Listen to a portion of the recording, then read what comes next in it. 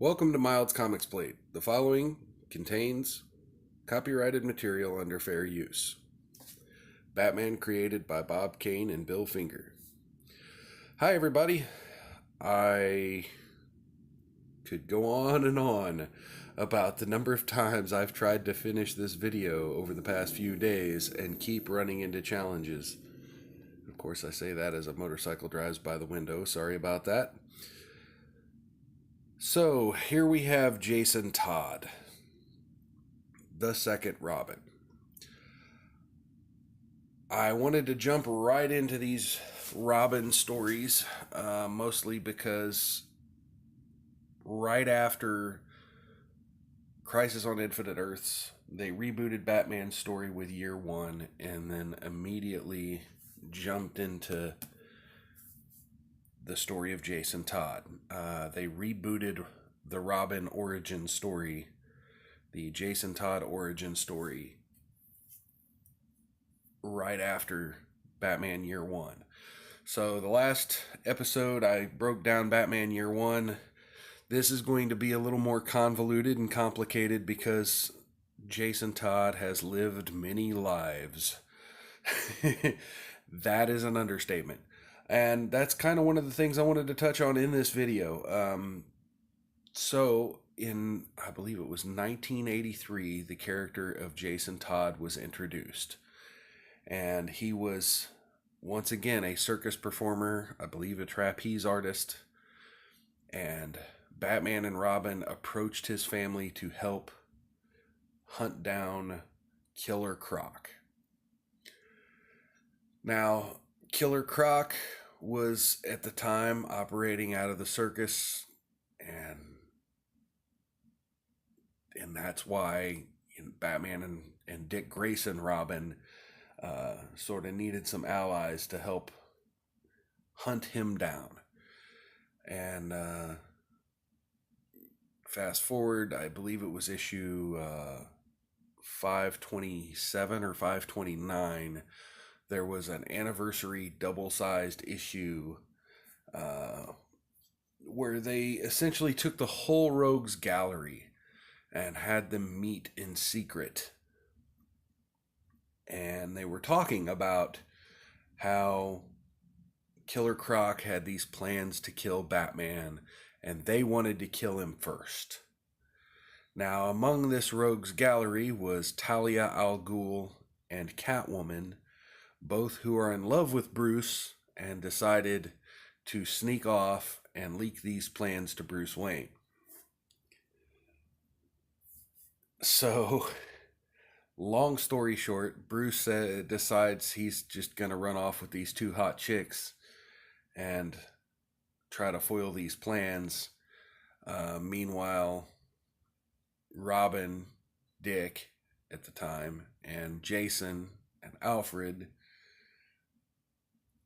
are kind of left hanging out at the Batcave with Batgirl, Barbara Gordon at the time. And long story short, there's these four different factions. You have Croc running around with the Todd family.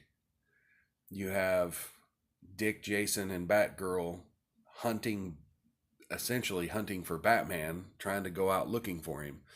And you have the Rogues Gallery of villains hunting down Batman, trying to kill him. Long story short, Killer Croc feeds Jason Todd's families to some alligators. And Batman and Robin kind of show up just a little too late. So this is pre-crisis Jason Todd's origin story. His family was fed to the gators by Killer Croc. And then Dick Grayson tries to convince Bruce we should take him in. We should make him our family since he doesn't have a family. The whole I relate to him. We have a lot in common kind of thing. And so the way that turns out, I have my tablet here. The way that turns out is, Jason Todd starts dressing up in these weird colors, red and green and yellow. Might look a little familiar. And then Dick decides to go ahead and give him the Robin costume. So he becomes Robin. And anyway, so Crisis on Infinite Earths changes all of that. And then we're left with a new Robin origin story. And so the main point of this video is going to be second chances here and a death in the family, because they only took place a couple of Death in the Family took place only a couple of years after Second Chances. Jason was not Robin for long after this, and so I'm gonna dive right into Second Chances here. This particular trade paperback has a few extra stories because it's mostly just collecting a lot of the Batman issues at the time. But we're going to focus on what happened right after Batman Year One, and that is the Jason Todd origin story. Okay, so it starts out, and I've skipped quite a few pages here. It starts out, Dick Grayson had taken a bullet from the Joker. And Bruce decides, okay, no more Robin. We're done with Robin. We're done with me putting children in harm's way. And even Jim Gordon is upset that he put a kid in harm's way. And Vicky Vale had published magazine articles talking about, is Robin dead? Is Batman putting children in harm's way? So we have this ongoing theme of, is this the right thing to do, working with children, putting them in a life of crime fighting. So here we have, Batman visits this orphanage, and I'll get into that a little bit more here in just a second. But what we have here is Jason Todd stealing the wheels off the Batmobile. And this is his new origin story. And it's been, you see I have a stack of different Red Hood books here. It's been the ongoing theme that this is now Jason Todd's origin story. They've added to it over the years, but this is it. Batman catches him stealing the wheels off the Batmobile. Decides that, he's living this life of crime. He's living on his own. He's living off the street. So Batman decides to take Jason Todd, try to help him get his life on track, and put him in this orphanage. See, he goes to his house, finds he's living in, he's squatting in this apartment. It's not even a house. He's just squatting. So Batman decides to take him and put him up in this orphanage. But as we quickly find out, this orphanage is a front for a gang run by this old lady, Ma Gunn. And, quickly it turns into him, fighting for his life, so to speak. Okay, and so here we have Jason Todd once again stealing wheels off a car.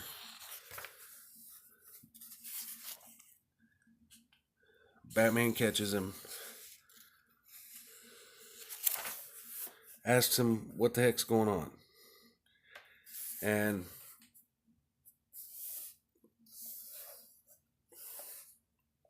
he says, "Ha, swell, swell school you enrolled me in. It's a kindergarten for crime. Hey, I don't want to learn to be no crook. I just do what it takes to survive. You expect me to believe? I don't care what you believe." And so this kind of shows the first hint of Jason Todd's a little bit rebellious. And, doesn't necessarily want to be a criminal. Anyway, so they got this jewel heist going on. They've made Jason become involved in it all. Batman shows up, saves the day.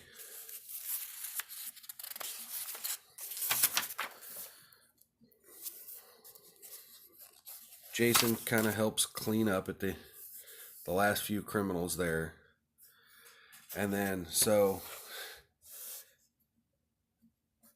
Batman's like, I see my wheels are intact. Hey, can I split before the cops show up? Why don't you ride with me? You mean it?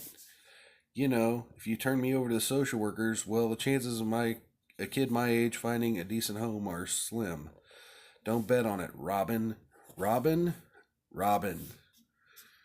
So here we are, just mere days after Batman's like, okay, Dick Grayson, this kid who I've raised from a very young age, you no longer get to be Robin. There will not be a Robin. There will be no children working for me, period.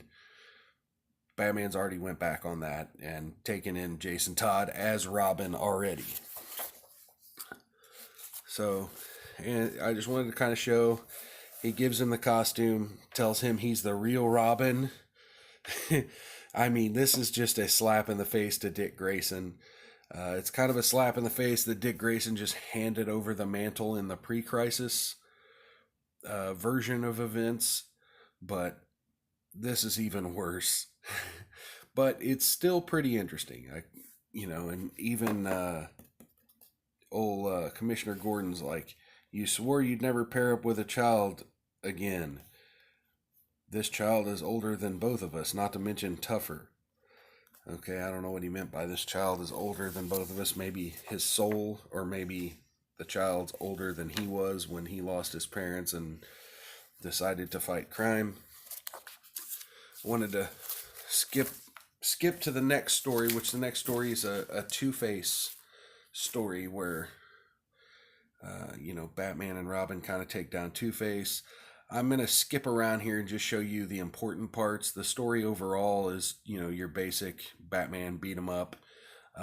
Some of the dialogue in this trade paperback is a little outdated and pretty campy. So, fair warning if you plan on getting this. It's a pretty, I don't want to say tough read, but it's one of the must-haves in my opinion. But yeah, some of the dialogue can be a little over the top. But anyway, so the reason Robin is choking out Two-Face here, and he's going too far, and Batman's telling him to stop. Robin, I'll kill you, I'll kill you. Robin! So he's trying to kill him, and the reason why is, I must not have saved that page. Anyway, Robin had, shortly before this, he had went into Batman's computer database and found out that his father had worked for Two-Face, and that Two-Face most likely murdered his father. This is the first meeting between Robin and Nightwing. He's kind of surprised what's going on. He kind of screwed up this whole... He kind of went out on his own, tried to beat down some criminals, and he had to be saved by Nightwing. And Nightwing's like, tell Batman how you screwed up tonight. Tell Bruce we have to talk. I'll stop by the cave. And so, it kind of starts to, be revealed that Nightwing was the original Robin. And, he doesn't maybe want his old job back, does he? No, Dick's tour of duty as Robin is a thing of the past. He's got a new life and destiny. Okay.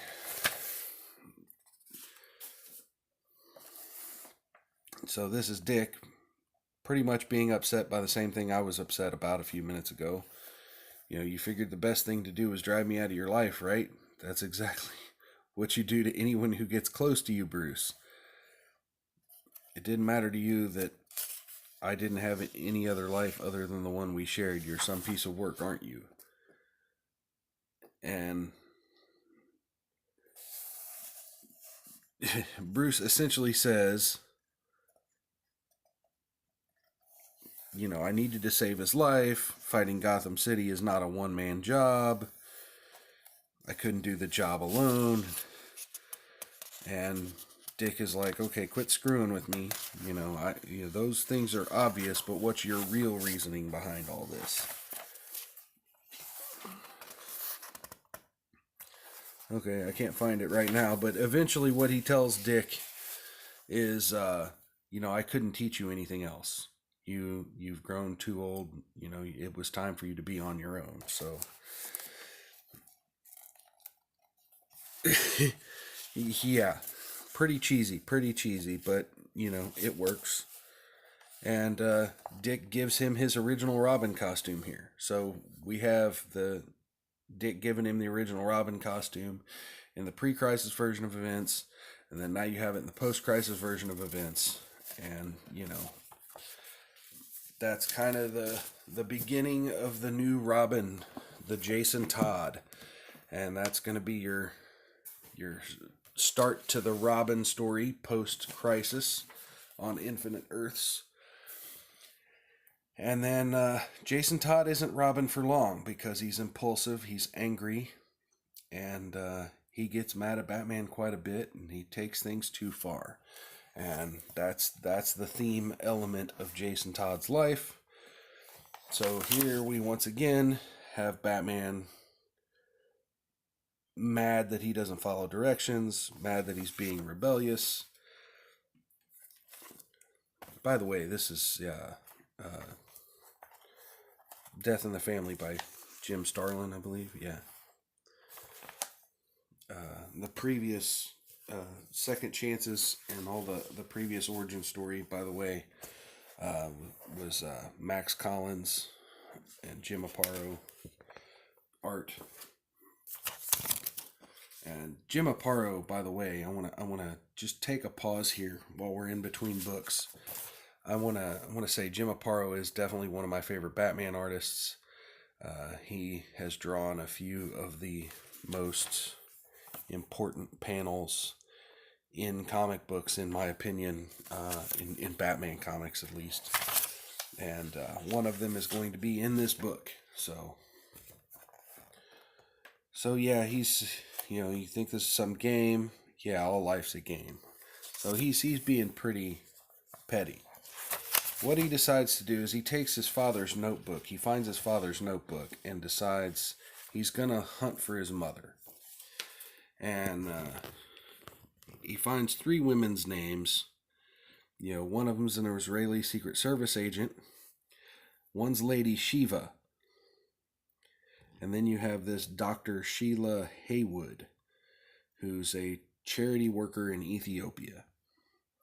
So he decides he's going to hunt her down since Bruce no longer wants a Robin. He's going to go find his mother. Well, someone else found her first. The Joker. Decides he's going to use her for his end, which is he's working with terrorists.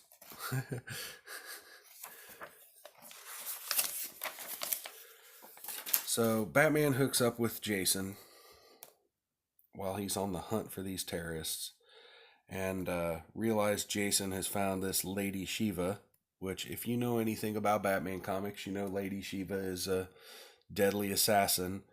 And she punches Batman. They wind up fighting. She almost beats his ass. And then he asks her, "Have you ever had a baby?" And she's like, "Yeah, I've had lots of them." In every corner of the globe. So if you know anything about Cassandra Cain's origin, Lady Shiva's her mother. So it's kind of a callback here, even though that story happens way later than this in the comics. It is kind of interesting that she would say that, and then we find out later that David Cain asked her to birth a child. So he gives her truth serum. He's trying to find Joker, who again has been working with terrorists. Eventually Jason finds his mother. She doesn't want anything to do with him. She lures him into a trap. She's like, "Oh, come with me. There's something you have to see," and then hands him over to the Joker. Meanwhile, Batman's fighting terrorists, trying to get to him. And Joker, with the historic crowbar scene, beats the hell out of Robin. His mother's watching, trying to ignore it.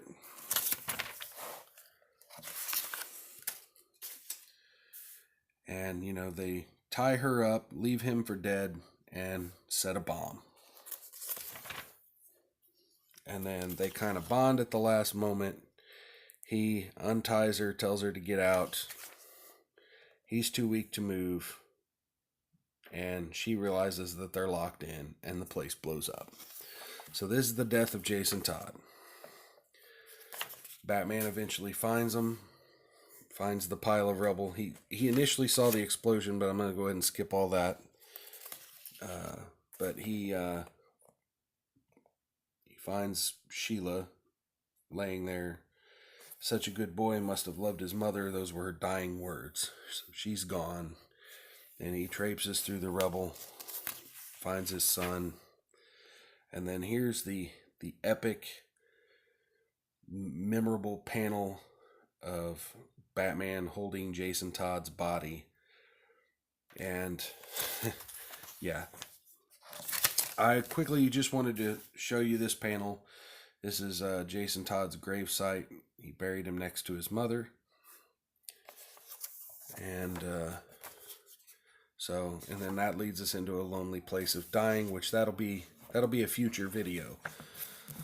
Okay, so we have a dead Jason Todd who's already lived 2 lives. And I just wanted to take a moment, and these books are going to be probably the subject of a future video where I'll get into more of the Red Hood stuff.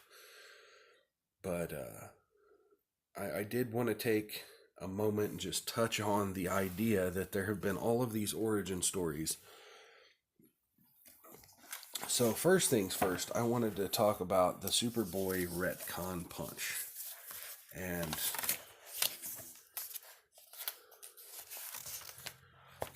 so Superboy's angry. You have this alternate universe where Jason Todd was supposed to be alive, but he's not.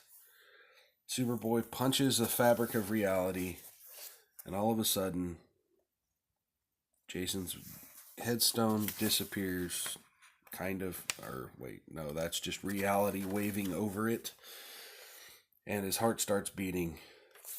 He wakes up, starts beating on the top of his coffin, uses his belt to scrape a hole in the coffin.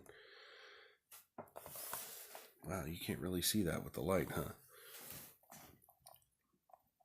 Yeah, takes his belt off, uses his belt buckle to scrape a hole in the coffin, and crawls out of his grave.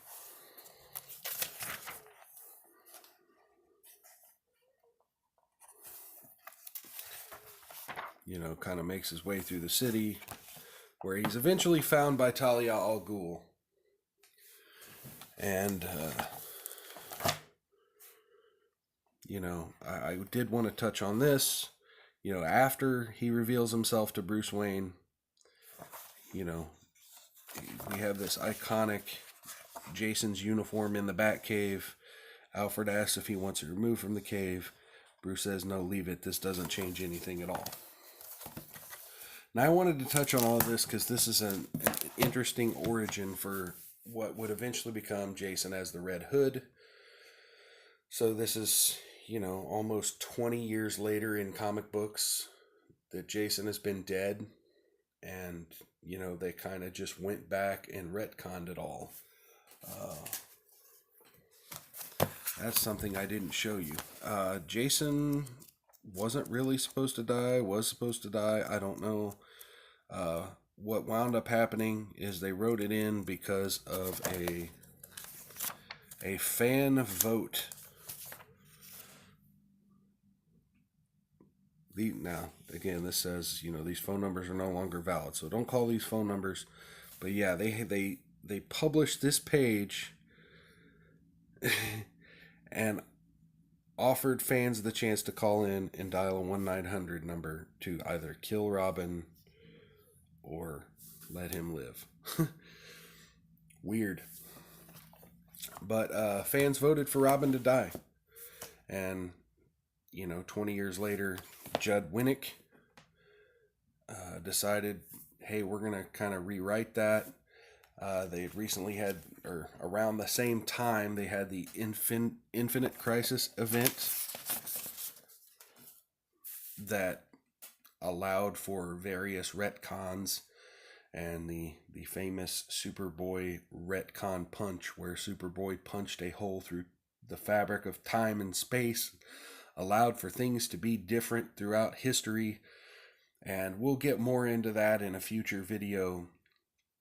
But that was one thing that went back and rewrote Jason Todd's history. In New 52 and in Rebirth, we would see several other things.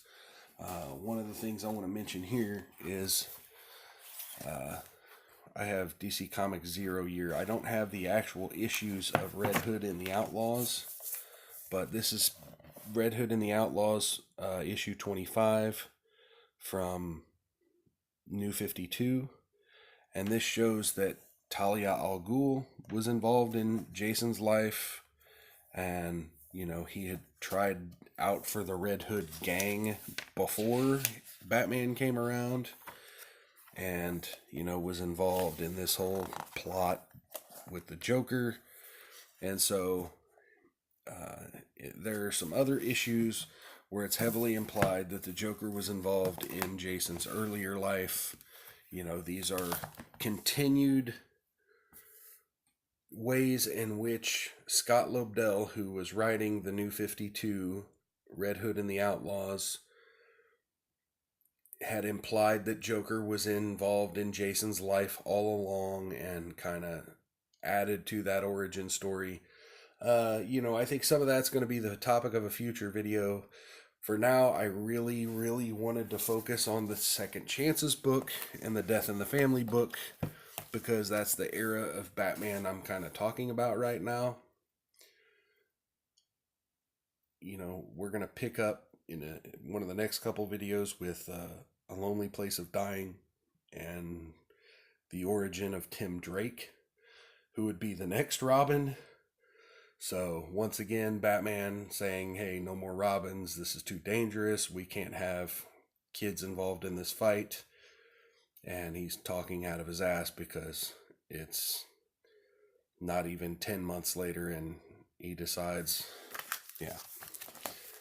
not even 10 months later, issue 440, it was, I think, issue 429 was the end of, so 10 months later, and Batman's already thinking about having another Robin, another child working for him.